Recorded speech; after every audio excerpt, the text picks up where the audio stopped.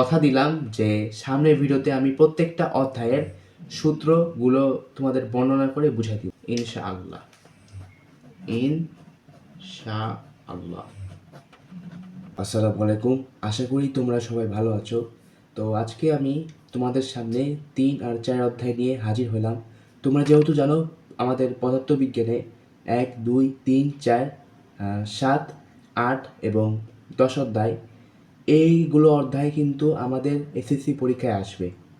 তো এমতো অবস্থায় যেহেতু এসএসসি সামনে চলে এসেছে, হাতে ওরকম সময় নাই, তাই আমাদেরকে আস্তে আস্তে সব অঙ্ক করতে হবে।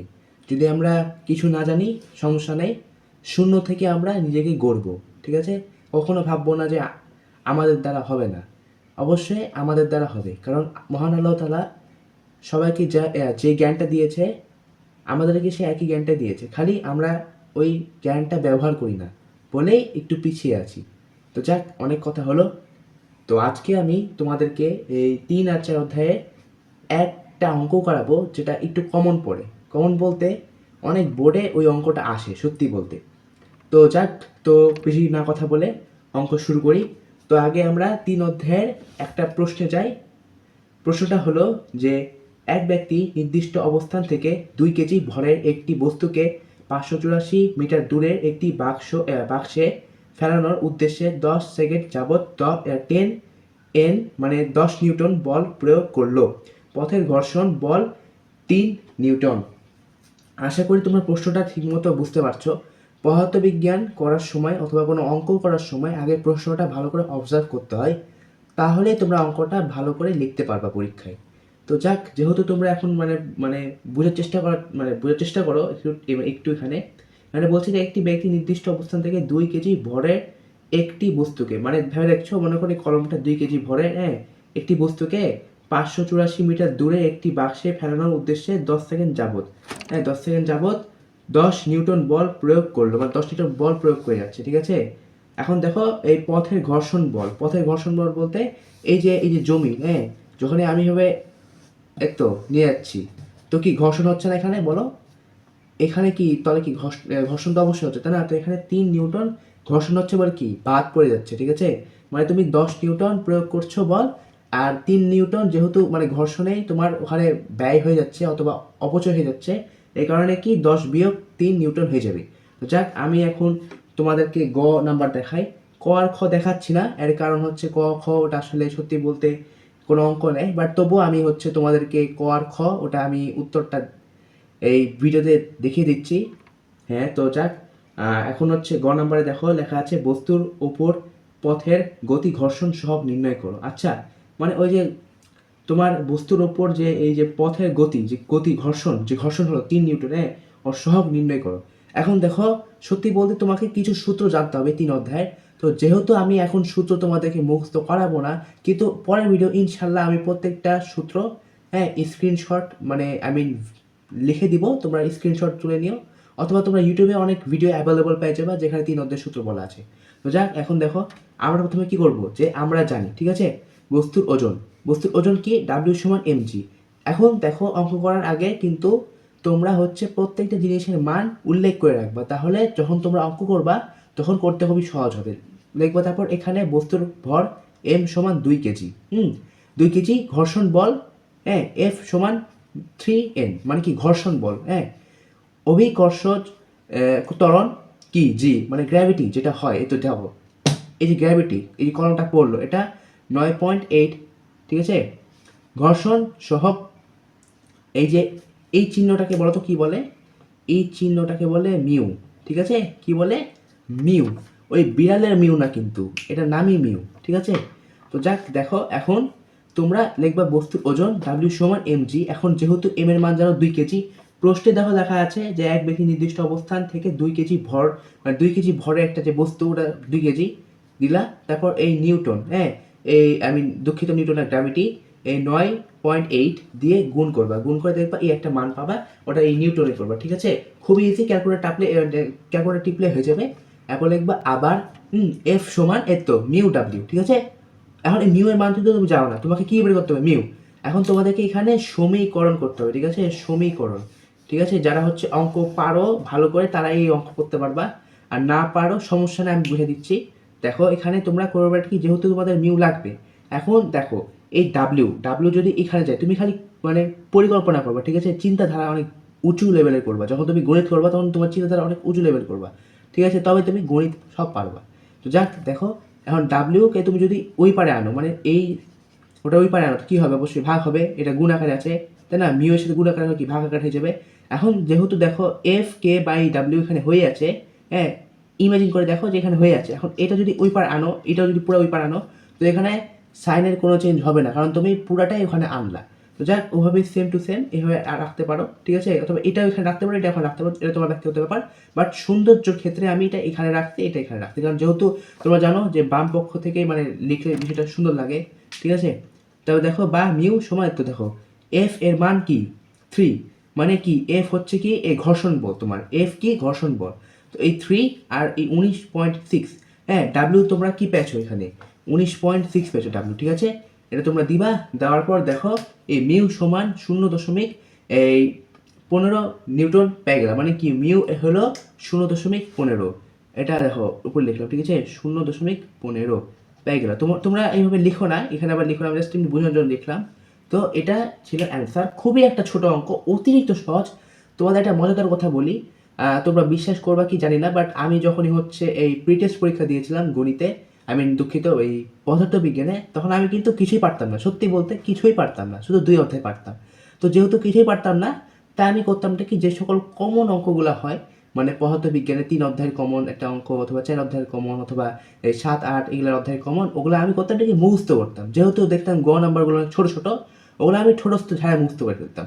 দেখো এখানে তুমি যদি কিছু নাও বুঝো, মুখস্থ করেই তোমার অঙ্কটা হয়ে যাবে, বাট আমি কখনো তোমাদের বলবো না যে অঙ্ক মুখস্থ করে করো, কারণ অঙ্ক মুখস্থ করে করলে অনেক সমস্যা হতে পারে, অনেক ঝামেলা হতে পারে, কারণ যদি বাই চান্স সংখ্যা এদিক ওদিক করে দেয় তাহলে বুঝছো তো, তাই না, কেল্লাফ হতে।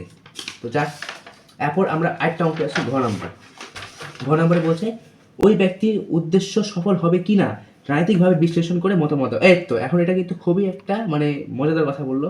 হ্যাঁ দেখো, বলাই আছে যে ওই ব্যক্তিটা কি 2 কেজি ভরের একটি বস্তুকে তো 584 মিটার দূরের একটি বাক্সে ফেলানোর উদ্দেশ্যে 10 সেকেন্ড যাবত 10 নিউটন বল প্রয়োগ করলো, ঠিক আছে। আর দেখো এখানে আমাদের কি বলা আছে, দেখো 584 মিটার, ঠিক আছে, এই যে দূরত্বটাই মানে এই গাণিতিকভাবে আমরা বিশ্লেষণ করে শেষের পথে বলবো যে আসলে কি দূরত্ব মিল খাচ্ছে, যদি মিল খায় তাহলে হ্যাঁ ওই লোকটার উদ্দেশ্য সফল হবে, আর যদি না হয় তাহলে অবশ্যই হবে না। তো যাক, খুবই সহজ অঙ্ক একটা, বোঝার ওরকম কিছুই নাই, মানে বোঝার আছে, মানে খালি চিন্তা একটু বেশি করতে হবে এটাই। দেখো আমরা জানি এফ সমান এম এ, এটা দিয়ে দিবা, ঠিক আছে, এফ সমান এম এ আমরা জানি। তারপর কি এফ এর মান, হ্যাঁ এফ এর মান কি 7, এখন তোমরা বলবা হ্যাঁ 7 কেমনে, কারণ দেখো তোমাদের এই যে প্রশ্নে লেখা আছে এই যে এফ কিন্তু কি 10 নিউটন বল, বাট যেহেতু 3 নিউটন বল তোমার ঘর্ষণে লেগে গেছে, তাই 10 - 3 দিলে কিন্তু 7 হয়ে যায় ওটা। তো কি হয় 7 সমান এত 2a। এখন এম এর মান 2, তুমি জানো এম মানে কি ভর, ভর দাও 2 কেজি 2, ঠিক আছে। এখন এখানে আমি দুঃখিত, এখানে আসলে ওকে উল্লেখ করা ছিল, বাট যাক বাদ দাও, এই আমি বলছি তোমরা তোমার মনোযোগ দিয়ে শোনো। তো আবার দেখো এই 7/2 সমান কি এ, ঠিক আছে। এরপর দেখো এ সমান কি হয় 35, আমি সরি 3.5 মিটার পার স্কোয়ার, ঠিক আছে। খুবই ইজি একটা অঙ্ক, তুমি এর মান পাই গেলা, এর মান কি তুমি পাই গেলা, ডান, প্রথম স্টেপ শেষ, প্রথম কাজটা শেষ। এরপর তাহলে ঠিক আছে, এবার তুমি বেগ বের করবা, ভি সমান ইউ প্লাস এটি। এখন দেখো ভি সমান ইউ প্লাস এটি, এই ভি সমান এই ইউ এর মান কিন্তু জানো 0, ইউ এর মান উল্লেখ 0 প্লাস 3.5 ই এর মান পেয়েছো তুমি ত্বরণ ইন্টু 10, হ্যাঁ টি দেখো সময় পোস্টে লেখা আছে 10 সেকেন্ড, মানে ফেরানোর উদ্দেশ্য 10 সেকেন্ড, হ্যাঁ 10। তো যাক পরে দেখো তুমি দুইটা গুণ করে দেখলা যে 0-এর সাথে যোগে হয় কি এই 35 থাকে, তো ভি সমান 35 মিটার পার সেকেন্ড, ঠিক আছে। তারপর এস সমান, এখন তুমি বের করবা কি অতিক্রান্ত দূরত্ব, মানে দূরত্বটা বের করবা, এস সমান ইউটি প্লাস হাফ এটি স্কোয়ার সমান 0 × 10 প্লাস হাফ ইন্টু 3.5 ইন্টু 10⁻² এই 2, ঠিক আছে। এরপর কি হয় 175 মিটার, দেখো তুমি কিন্তু S1 পেয়ে গেলে, এটা দুঃখিত x1, হ্যাঁ তোমার 3টা স্টেপ হয়ে গেল, তুমি প্রথমে ত্বরণ বের করলা, এই বেগ বের করলা, তারপর বের করলা কি ও অতিক্রান্ত দূরত্ব, মানে দূরত্বটা বের করলা, ঠিক আছে। এরপর দেখো প্রযুক্ত বল ছড়িয়ে নিলে বস্তুটির ত্বরণ a2, এখন দেখো a2, ঠিক আছে, a2 সমান A minus F K by M, ঠিক আছে, minus F K by M সমান কি -3/2, ঠিক আছে, -3/2, যেহেতু জানো যে 3 কি মানে ঘর্ষণে লেগে গেছে, তাই -3/2 সমান কি উত্তর এটা আসছে। মানে এখন ওটার উত্তর আসেনি, মানে এটার উত্তর এটা আসছে, এখন আসল উত্তর এখন আসেনি এই প্রশ্নের। তো যাক, এই মান পেয়ে গেলে তোমরা -1.5 মিটার পার এই টু দি পাওয়ার -2 অ্যাড করে দাও। এবার এখন বস্তুটি 35 মিটার পার সেকেন্ড বেগে যাত্রা শুরু করে কিছুক্ষণ পর গন্তব্য স্থানে গেলে সেই ক্ষেত্রে শেষ বেগ 0 হবে। ঠিক আছে, এই এই জিনিসটা ভালো করে একটু বুঝে নিও আমি কি বলতে চাচ্ছি। ঠিক আছে, বুঝে নিও ভালো করে। তো যাক, সেই হিসেবে এখন তুমি কি করবা যে v² সমান u² প্লাস 2as। ঠিক আছে, এখানে a2 দিবা, s2 দিবা, কারণ যেহেতু জানো যে আগে তুমি এই a1 দিয়েছো, হ্যাঁ ঠিক আছে, s1 দিয়েছো, তো সেই হিসেবে কিন্তু এখন এখানে তোমাকে 2 দিতে হবে, নাহলে কিন্তু ঘাবলা হয়ে যাবে, বুঝলা। এখন না দিলেও হয়, কিন্তু কিছু স্যার আবার মার্কে একটু সমস্যা করে দেয়। তো যাক, পরে আবার দেখো তুমি কি করবা, সমীকরণ করবে। এখানে আমার সমীকরণ এই দেখো 2as, হ্যাঁ এটা ওই পারে আনবা, আর এই ভিটাকে এই পারে আনবা। ঠিক আছে, ওকে বুঝলা তো, তাই না? তো কি হয় দেখো, v² মাইনাস u², ঠিক নাকি ঠিকটা? ঠিক আছে, এখন দেখো 2 এস সমান কি হয়, v² minus u² by 2a, এইটা গুণ আকারে আছে, ওখানে আনলে কি ভাগ হয়ে যাবে, ভাগ হয়ে গেলে এখানে। এরপর দেখো এখানে s2 সমান কি, এই যে v² মাইনাস u², হ্যাঁ তুমি এই v² u² ধর মান পেয়ে গেলা 35, তাই না? এরপর কি এই তো -2 ইন্টু 1.5। ওকে, সুন্দর অঙ্কটা। এরপর দেখো s2 সমান এত। ঠিক আছে, এত। জানি তোমরা এখানে একটু ঘাবলা পেয়েছো, তোমরা অনেক অনেক কিছু হয়তো বুঝতে পারোনি স্বাভাবিকভাবে, বাট ভাইয়া আমি তোমাদের এটাই বলবো যে তোমরা হচ্ছে একটু চিন্তাধারা করে অঙ্কটা করো, তাহলে আসলে হবে। সত্যি বলতে আসলে যেন রাত হয়ে গেছে, তো তাই আমার আজ ঘুম অনেক আসছে। মানে মানে আজকে আমি মনে হয় না যে ভিডিওটা করতাম, বাট কি খুব মন চাইলো যে ঠিক আছে একটা ভিডিও করে ফেলি। ভাইয়ারা তোমরা হচ্ছে একটু অঙ্ক করবে মনোযোগ দিয়ে, সামনে যেহেতু পরীক্ষা একটু কষ্ট তো করতে হবে, তাই না? কারণ তুমি যদি সামনে কষ্ট করো, পরে দেখবা ভবিষ্যতে তুমি অনেক শান্তি পাবা। এটা একটা বাস্তব জীবনের নিয়ম। ঠিক আছে, তো যাক, পরে লিখবা বস্তুর মোট দূরত্ব s সমান s1 প্লাস s2। ঠিক আছে, তো এটা s2, আর এখানে কি তুমি s1 পাইছো, s1 পাওনি তুমি এখানে 175 মিটার। ঠিক আছে, 175, আর কি তোমার 408.33 যোগ করে কত হয়, 583.33 মিটার। ঠিক আছে, এখন দেখো প্রশ্নে বলা আছে কি 584 মিটার, বাট দেখো এই 584 মিটার চেয়ে কম না বেশি বলো, অবশ্যই কম। তো বুঝছোই তো, তাই না? কম, এর মানে কি, অর্থাৎ ওই ব্যক্তিটি সফল হবে না। যদি এটা আসলেই হচ্ছে মনে করো এই 584 হতো, তাহলে অবশ্যই সফল হয়ে যেত, সমান সমান হয়ে যেত তখন। বাট আফসোস, দুর্ভাগ্য, মানে ওই লোকটা মানে ভাগ্যটা খারাপ, তাই হয়নি সত্যি বলতে। তো যাক, বাদ দাও। এখন কি আসি, আমরা 4 নাম্বার। ঠিক আছে ভাইয়া, 4 নাম্বার অঙ্কটা খুবই ইজি। 4 নাম্বার অঙ্ক একটা অঙ্ক আছে, এটা আসলে মানে কমন বলতে পারো, মানে আসে প্রায়শই, বেশিরভাগ সময় আসে। আসলে জানো কি বিষয়টা, আমি তোমাদের এইসব অঙ্ক করাচ্ছি তোমাদেরকে এক্সপিরিয়েন্স দেওয়ার জন্য, বুঝলা। তোমরা যত বেশি এইসব অঙ্ক প্র্যাকটিস করবা, তোমরা দেখবা পরীক্ষা হলে অটোমেটিক লিখতে পারবা, বুঝলা। অটোমেটিক দেখবা যে তোমাদের এই ব্রেন আর হাত একদম চলছে, বুঝলা। আর হ্যাঁ, আমি তোমাদের রিকোয়েস্ট করব যে তোমরা যখনই বাসায় কোনো অঙ্ক করবা, শুধু বাসায় বলছি, পরীক্ষায় না, বাসায় যখন অঙ্ক করবা, তখন অবভিয়াসলি তুমি নীল পেন ইউজ করবা। কারণ এতে হয়টা কি, তুমি যখন নীল পেন ইউজ করো, তখন এর কারণে তোমার মানে ব্রেন, আমি আমি যেহেতু সঠিক তথ্য জানি না, বাট এইটুক আমি সঠিক মানে একদম সত্যি করে বলতে পারি যে নীল পেন দিয়ে লিখলে তোমার ব্রেন ওটা ভালো করে অবজার্ভ করতে পারে, মানে হচ্ছে ভালো করে ওটা মানে মেমোরিতে সেট করতে পারে। ঠিক আছে, মানে মানে তুমি বুঝতে তো পারছো, তাই না? কিন্তু কালো কলমে কিন্তু বাস্তবে তা হয় না। কালো কলমে স্বাভাবিক, কিন্তু নীল পেনটা বেস্ট হয়। কিন্তু তারপরে পরীক্ষা হলে নীল পেন ভুলে লিখতে চাও না, নাহলে স্যার মার কেটে ফেলবে। তো যাক, এখন এই 4 অধ্যায়ে দেখো লেখা আছে যে চিত্র আছে, ঠিক আছে। চিত্রে ডি বিন্দুতে সুতার বাঁধন দেওয়া আছে, ডি বাঁধন খুলে এই বস্তুর গতিশক্তি নির্ণয় করা হলো। হ্যাঁ, এখন দেখো গ নাম্বার, ডি বাঁধন থাকা অবস্থায় এই বস্তুর বিভব শক্তি নির্ণয় করো। ঠিক আছে, এটা মানে কঠিন না, খুবই ছোট অঙ্ক, প্রচুর এক্সট্রিম ছোট। বিশ্বাস করো, তুমি যেটা মুখস্থ করে হয়ে যাবে, বাট আমি মুখস্থ করতে বলবো না। ঠিক আছে, খুবই এক্সট্রিম ছোট মানে অঙ্ক, বুঝে নাও, 2 সেকেন্ডে বুঝে যাবে। আমরা জানি বিভব শক্তি, এই সূত্রটা তো জানি, এটা না, ভি সমান এমজি এইচ। হ্যাঁ ভাইয়া শোনো, তোমরা চিন্তা করো না, আমি জানি তোমাদের অনেকেই সূত্র জানো না। লজ্জার কোনো বিষয় না, তোমরা স্টুডেন্ট, তোমরা ছাত্র, তোমাদের অধিকার আছে জানার।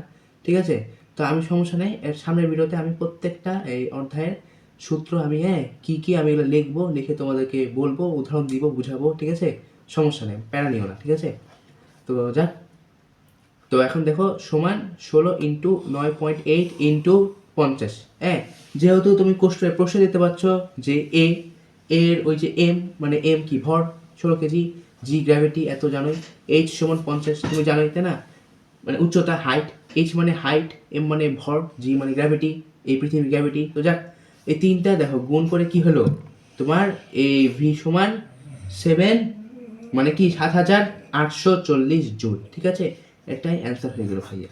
তো যাক ভাইয়া, আমি হচ্ছে ঘ নাম্বারটা আপাতত এখন রাখলাম, যেহেতু ঘ নাম্বারটা করা বাকি আছে। ওই অঙ্কটা সত্যি বলতে অনেক বড়, বাট তা বলে এই না যে অঙ্কটা আমি পারবো না, অঙ্কটা আসলে সত্যিতে আমি পারবো, খুবই সহজ অঙ্ক। তো যাক ভাইয়া, রাত হয়ে গেছে, ক্ষমা করে দিও আমার ভাই ও আমার বোনেরা। হ্যাঁ, আজকে এই পর্যন্তই, আশা করি তোমরা সবাই ভালো থেকো। আর আমি কথা দিলাম, আমি আসলে আমি কথা দিলাম যে সামনের ভিডিওতে আমি প্রত্যেকটা অধ্যায়ের সূত্রগুলো তোমাদের বর্ণনা করে বুঝাই দিব ইনশাআল্লাহ। ঠিক আছে, ইনশাআল্লাহ, ইনশাআল্লাহ। তো যাক, ভালো থেকো আর প্র্যাকটিস করো অবশ্যই। আর যদি আমার কোনো ভুল অথবা ত্রুটি থাকে তো অবশ্যই আমাকে বলবা। ঠিক আছে, আমি শুধরানোর চেষ্টা করব, কারণ আমি একটা সাধারণ মানুষ আর কিছুই না। তো আসসালামু আলাইকুম।